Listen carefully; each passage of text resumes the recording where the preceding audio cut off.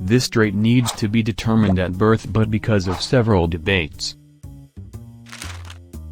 this distinction has been loosened to include all traits that are not easily changeable. The last factor which is often made use of is the relevance of trait and whether it is important for legislative decision-making. This is decided based on whether a group's trait is related to a person's ability to partake in society. If the trait does not affect a person's interaction with society, it is classified as irrelevant and will not play a role in the decision-making.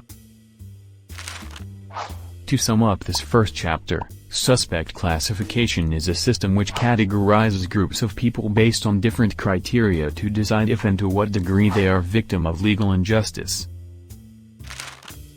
Some of the most popular factors are being a discrete and insular minority, having a history of discrimination, being politically powerless, sharing a trait that is immutable, and lastly, the relevance of the shared trait to legislative decision-making.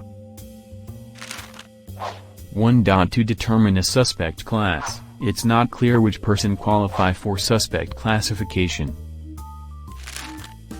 The United States Supreme Court has mentioned a variety of criteria that, in some combination, may qualify a group as a suspect class, but the court has not declared that any particular set of criteria are either necessary or sufficient to qualify.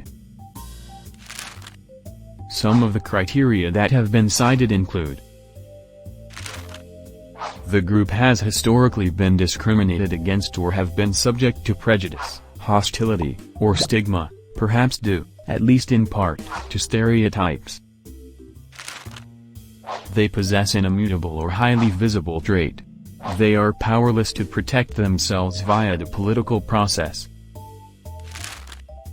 The group's distinguishing characteristic does not inhibit it from contributing meaningfully to society. Ambiguity between classes, for example, people of color fall in more than one criteria, so it's not easy to distinguish which is the main case for them. There are also quasi-suspect classification, which make it not easier due to more categories of suspect classification, to choose the right criteria. Quasi-suspect are gender and legitimacy of birth. Applied heightened scrutiny without specifically labeling gays and lesbian a suspect or quasi-suspect class in its decision. Rational basis scrutiny is applied to all other discriminatory statutes. Rational basis scrutiny currently covers all other discriminatory criteria, for example, age, disability, wealth, political preference, political affiliation, or felon.